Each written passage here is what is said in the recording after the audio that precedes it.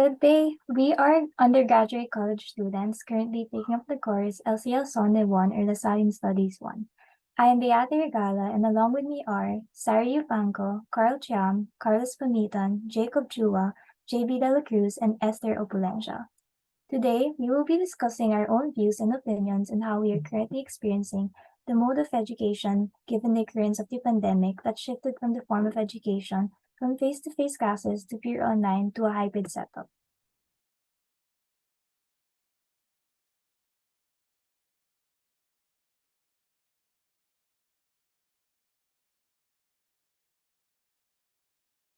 So, before sharing with you all our own experiences, why don't we inform each other of some of the news that we have encountered over the years regarding the effects of the pandemic on Filipino students?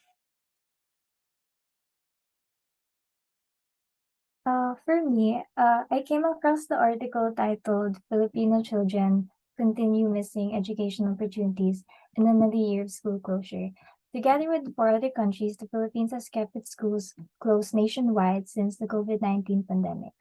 In 2020, schools globally were fully closed for an average of 79 teaching days, while the Philippines has been closed for more than a year, forcing students to enroll in distance learning modalities.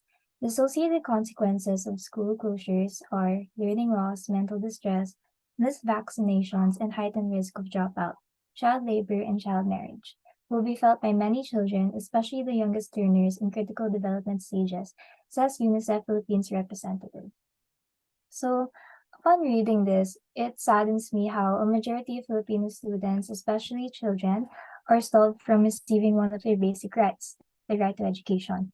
Reading this news reminded me of how fortunate I am to have continued my education online despite the pandemic. Furthermore, more attention should be given to articles and events like this to possibly aid in helping these Filipinos through giving donations or starting fundraisers for their cause. Now, for me, the issue of the change in the mood of learning in schools has resulted in various setbacks for students that, when not dealt with properly, result in a significant impact on the future of a student. So this could include anxiety, loneliness, psychological stress, grief, and more. I can resonate with such because I have experienced the mentioned feelings during the start of the shift of learning. More importantly, up to now, I can say that the shift affects me as a Lasallian because it crucially influences my ability to follow St. John Baptist House movement and faithfully live out the Lasallian virtues. And it will be hard to be patient, zealous, pious, prudent, and reserved at all times. To respond to this issue, not only as a person and student, but as a Lasallian, I plan to always be zealous and turn to God for guidance to face all my troubles in Him. I also aim to live out the Lasallian virtues, specifically being gentle and kind to myself, being reserved in addressing my inner troubles through thinking before I speak, or to avoid ending up projecting my emotions onto others, and being prudent in realizing what I need through self-reflection. Thanks for that, Beata. I honestly really like how you were able to connect your personal problems or issues through the issue that we had. And I think it's really serves as an inspiration for all of us to do the same. So, what are your thoughts on this, Carlos? Thanks, Sari. And thanks, Beata. My name's Carlos Pamittan. I think, sorry, I think that, yeah, I can also relate with Beata with how the the new setup when the pandemic hit was a big change in how when it first started it was kind of it was okay with me, but as time went on I did feel a bit lonely and felt a bit of anxiety because uh we were going into college the following year of that online learning, and I was scared, like, oh, would we go back, or how would the applications even go?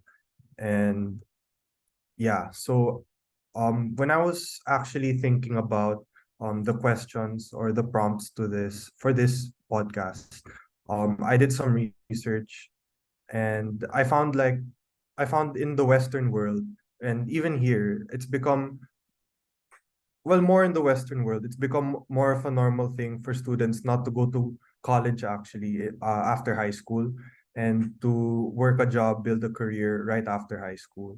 And it can be hard because a lot of companies, they require experience, they require a degree.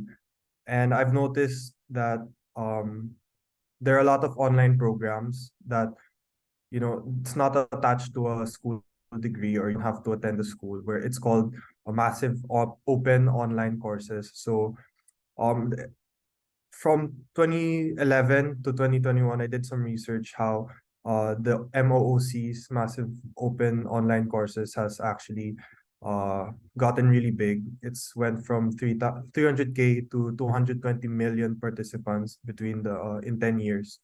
Platforms like Coursera, FutureLean or FutureLearn, Udemy, even Harvard actually, they also have. It's called Harvard X. They have over 6 million users, and I think for me this model is really good because it battles the lack of education that was affected by the pandemic, though it can help close the gap a bit.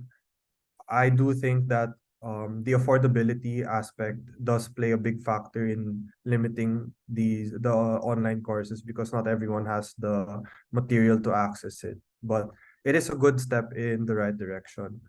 And I think, as a Filipino who's very fortunate to have the education I have, and excelling in school, getting a degree, it's hard to know that there are people my own age, people older, people younger, who don't have the same privilege, even though it is a right. And I did even more research, and I found that DLSU, they've released quite a few MOOCs, or open online courses. And as a Lasallian, it does make me proud that my school, the school that I go to, has put out programs like this. And I think there's so much information online. There's just also so many that do not have access to it. So maybe, if the government or organizations could create programs that implement a model similar to the massive open online courses, it could make a big difference to students' education. Yeah, that's it.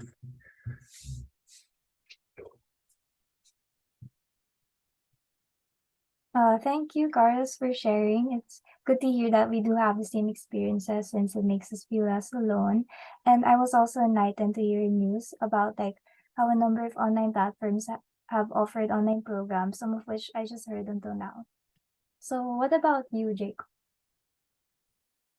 Hi guys, so my name is Jacob Chua. So for me naman, I actually came across a journal article. So it was entitled a literature review on impact of COVID-19 pandemic on teaching and learning. So actually based on the title itself, you could probably say that it's very self-explanatory. And it actually, in this article, it actually highlights the challenges that came with online learning, that shift from the normal standards of learning to what we are currently doing. So some of these challenges that were mentioned were more on the accessibility and affordability of e-learning, gadgets. There's also the reliability of in regards to the internet connection, because some countries like the Philippines don't really have the strongest internet connection, and actually getting into the mindset of actually learning, which could be a struggle, especially to those who are to the younger students who probably may need parental guidance in order to stay focused, right? So from there, I feel like there's also um, a sort of rising unreliability with regards to the assessments, because you don't necessarily get to have a one-on-one with a professor or a teacher, and it's harder right now because um, uh, contact is limited, right? So in other words, the students may be struggling to perhaps understand the topic, and the teacher won't be able to sort of see that. And to some extent, there are also students that who may be shy enough to raise their struggles in regards to the learning, in regards to the lessons. Then from a social standpoint naman, I feel like there's a hindrance in terms of the development of, let's say, or actually applying the social skills with students, since when you're in a virtual classroom, you don't necessarily get to talk to other students, or there isn't it isn't like you're confined into you're not in school, and you don't and you could kind of just leave the classroom, um and then the next time you sort of meet each other is during the next class. Whereas in school, you're there with each other for practically the whole day. So I feel that it could be very hard to sort of, talk to people, and basically it's just really harder that way. So with that being said, I just feel like it's very sad because it takes away the pandemic has took away um the things that make school, or it takes away the fun in it, right? So actually, similar to what Beata and Carlos said, being a student, uh me being a student that is sort of fortunate enough to still be studying despite the numerous difficulties of learning in the pandemic, I personally consider it as a blessing. And all I can really say is that um it's really sad that some people aren't able to study, or as what Beata said, parang that right to education is not given to them because of the pandemic. So, and as a Lasallian, I guess a possible core value that could be applied is zeal for service, in the sense that their needs are met, especially with the gadgets, and as well as probably trying to advocate, try to encourage better internet bandwidth with more access points to the internet, and hopefully through there, um, actually, I heard about, I attended this talk for a school subject.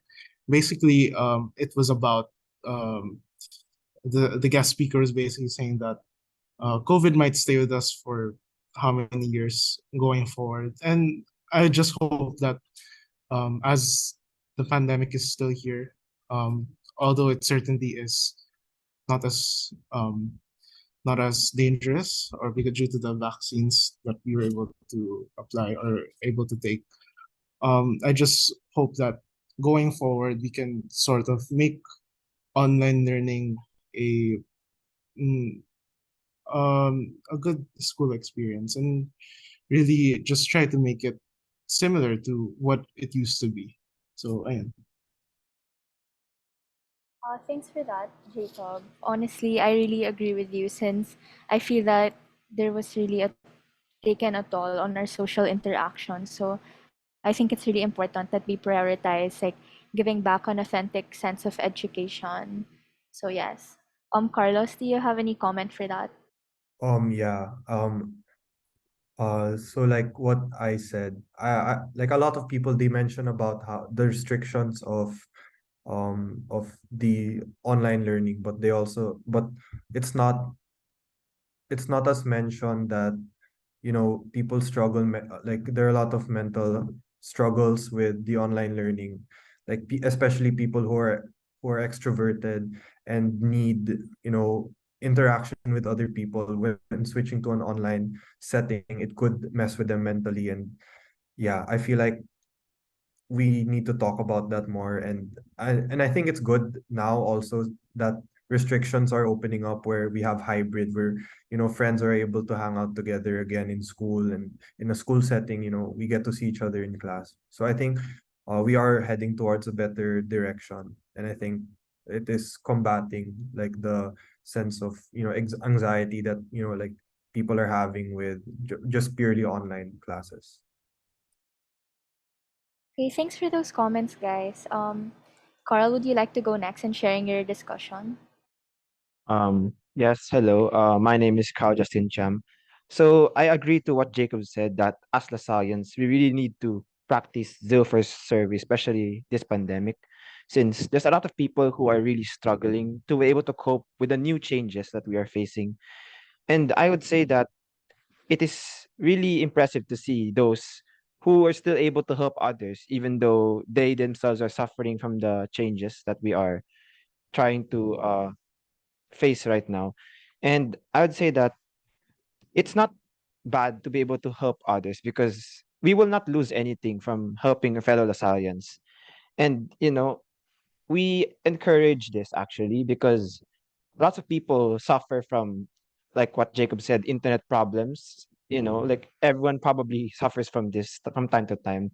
And I could say that there are also some students who have lost the motivation to study because these problems. And yeah, I myself have seen some of my friends who dropped out from school and then just came back after a few years after the pandemic died down a bit because of these problems. And they really said that the online learning is not a mode that they could learn in because they don't think that this is the type of school learning mode anymore. That's like what you call normal. So the title of the article I found is titled "The Pandemic is Hurting Students' Health, Mental Health."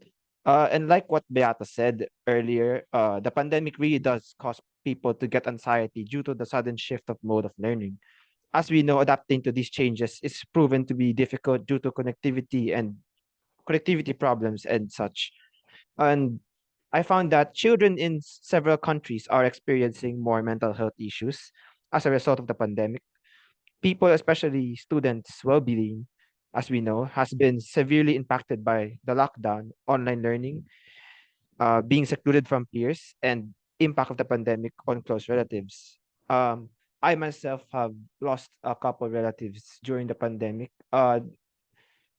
And yes, it's like sad, but we need to keep moving on because all of us are facing the same problems. So we just need to help each other to and support each other so that we may all be able to conquer this pandemic together. And during the first half of 2021 compared to 2019, it said that the number of students suffering from mental illness aged 5 to 17 increased by 14%. And within the same time frame, there's been a 45% increase in the number of suicides and self-harm cases among kids within the age bracket. And we could say that the COVID outbreak and frequent disturbances to their education have caused students to voice their concerns and frustrations. They describe themselves as being held in prison in their homes due to not being able to leave their house for several months. I myself, uh, during the first 2 years of the pandemic, I mostly stayed at home. I only go outside sometimes if I'm gonna go to church or if there was something important to do. Given that there are really lots of risks if you go outside during few the first few years of the pandemic. And I myself have already caught COVID twice, I think. Yeah. And I would say that it was really a challenge to be able to go through these, especially during that time I had classes, so I had to like I had to be alone in my room. I can't go out. And then I also have to face the stress and the hardships in school. And so some perfectly healthy students admitted having suddenly gained anxiety and depression, which is very concerning, especially given how vulnerable the minority are to such factors. As a person who also experiences my fair share of anxiety, I could say that it is really challenging for one to withstand that dreadful feeling of being alone during the pandemic. The stress caused by the fear of being inadequate or hopeless really takes a toll towards one's mental health. Anxiety for me seems to be the first leading step to depression. Minors, especially students, are the most vulnerable to this, given that they are in the same stage of life wherein they look for validation and are still questioning their self worth. I know some people wake up every day questioning if their existence is really worth it. And as a Lasayan, I am here to tell all those who are suffering from anxiety and depression that their feelings are all valid and that they shouldn't think of themselves as worthless. For those who know people suffering from such illnesses, it's your responsibility as a fellow human being and as a Lasayan to learn compassion and treat these fellow people with utter care. Life may be difficult at these times, but as long as we have faith in God and others, one day we will see the world in a brighter light.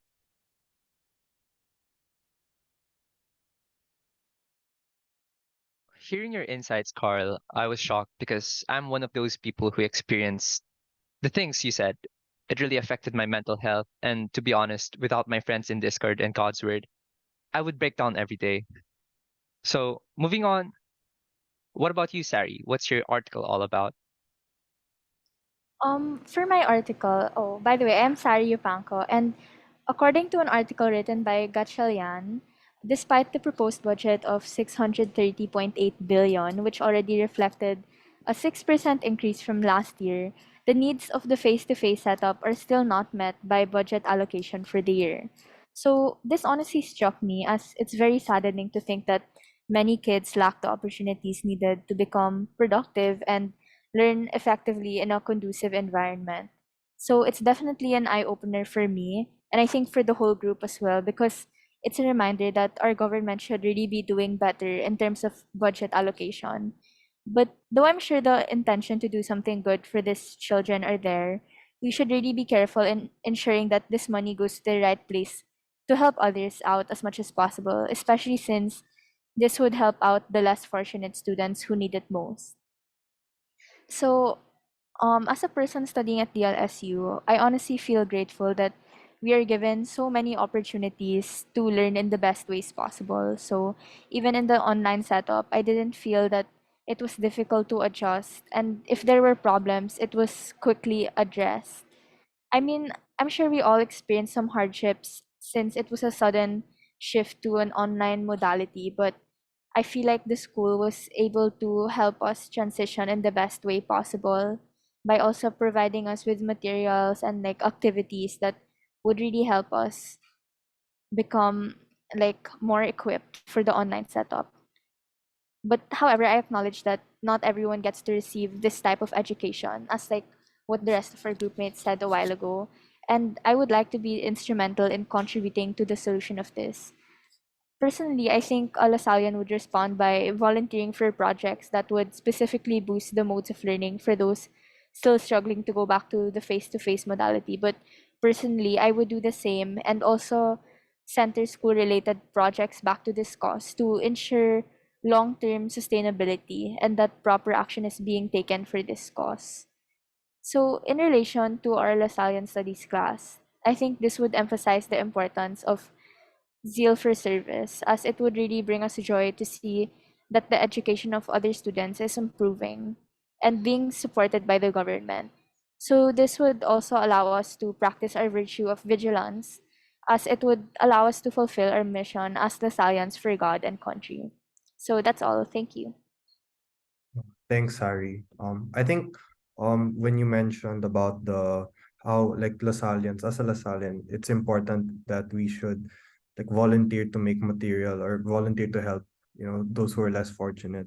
And I just remembered like in my NS that um what my class is doing is that we're making materials for kids to help them in math, science, and English and other subjects. Even in finances, in their finances, even just basic finances, we're also making material for that. And yeah, I just remembered it and want to share.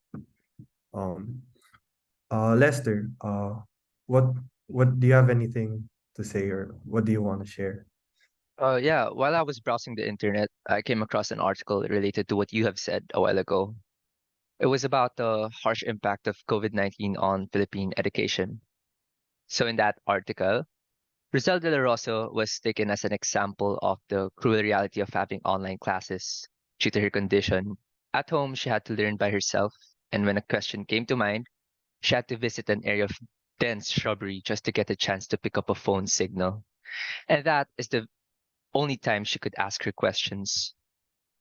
Instead of learning continuously with total focus and dedication, imagine the time consumed and the struggle for students to ask questions. Although not everyone lacked the materials to face the harsh reality, surveys claim that over 86% of the 1,299 students learned less through the education department's modules. It was also found that students lacked eagerness to learn based on the inconsistent handwritings of the filled up worksheets. So for me, COVID-19 is an experience with many learning takeaways, such as being grateful for everything we have. In my case, my parents also provided me with every material needed to maintain my education.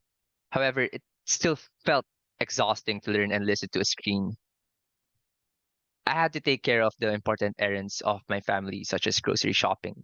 And most of the time, I had to attend classes while accomplishing those errands. It was a real struggle because my safety was more important than listening to class. However, I still caught COVID, not once, but 4 times. And I'm thankful that God did not let me be by myself. I came into a conclusion that every student is different, meaning not everyone can handle the problems they're dealing with in life.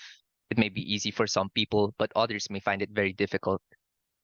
I think a Lasallian would be an approachable student who aims to help and have a great impact on society while improving oneself. Honestly, I would do the same thing, but due to the condition I was in, I had to prioritize my family first over others. But I would show up in times where I'm mostly needed. Thank you. Um, all right, Lester. That is truly something, and I'd actually agree that God truly did not leave our side during the pandemic. I myself, who is a devoted Catholic, I go to church every Sunday, and I serve as an altar server. And I'd say that during my life, God really has helped us, especially during the pandemic.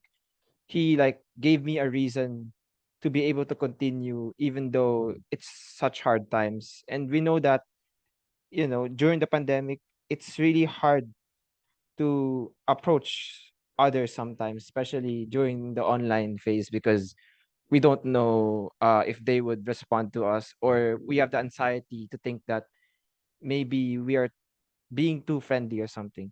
So yeah, I would agree that, due to the condition that we were put in, we we also had to prioritize our families, because a lot of our families became sick during the pandemic, and we encountered so much problems. So it would it's really it's really needed that we'd have other people to rely on during the pandemic, because our friends were one of the few people who actually helped us gone through this harsh times. Uh anyways, uh what could you share your thoughts to us, JB?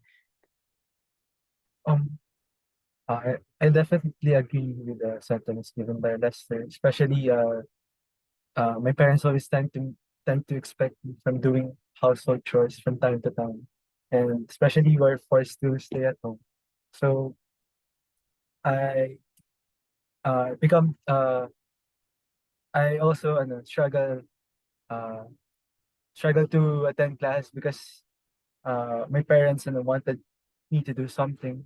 So yeah, yun lang naman. And for me naman, I read an article from New York Times uh, titled "With Schools Closed, COVID-19 Deepens the Philippine Education Crisis." Remote learning has worsened the condition of education due to the lack of preparedness. The usage of computers and the internet has significantly increased compared to the previous years. Meanwhile, the current president during that time, Rodrigo Duterte, argues to withhold the reopening of schools for elementary and high school students to preserve the safety of every family. With only 16% of the population fully immunized, the Philippines has one of the lowest vaccination rates in Asia, and illnesses with the Delta strain have been on the rise recently. Those in 2021. Uh, According to UNICEF, the United Nations Agency for Children, the Philippines, which has about 27 million children, is one of just a few nations that has kept all of its schools closed throughout the pandemic, along with Venezuela. And according to Secretary Francisco Duque, uh, he denied the proposal to reopen schools concerning the welfare of these children. As a result, almost 2,000 schools have remained closed to comply with the health protocols imposed by the national government. Knowing the different experiences of Filipino students made me realize that the hardships I experienced during the 2-year lockdown are nothing compared to theirs. I know in my situation it is easy to take for granted the comfort, but I learned that I should be more grateful, especially since I got a chance to study in one of the prestigious schools in the Philippines. With all the resources and opportunities, I should maximize those in order to help those who are greatly in need. Um, especially as a science student, we are expected to help our community. Yes, I do agree with what you said that it's also important to know information like this or news like this because as a Filipino citizen, it is our responsibility. So to wrap up, Seeing how we all answered, I think we were all able to discuss well this issue, and it's definitely been a productive chat. So, thanks to everyone for listening to our discussion, and we hope you gained something insightful about our topic.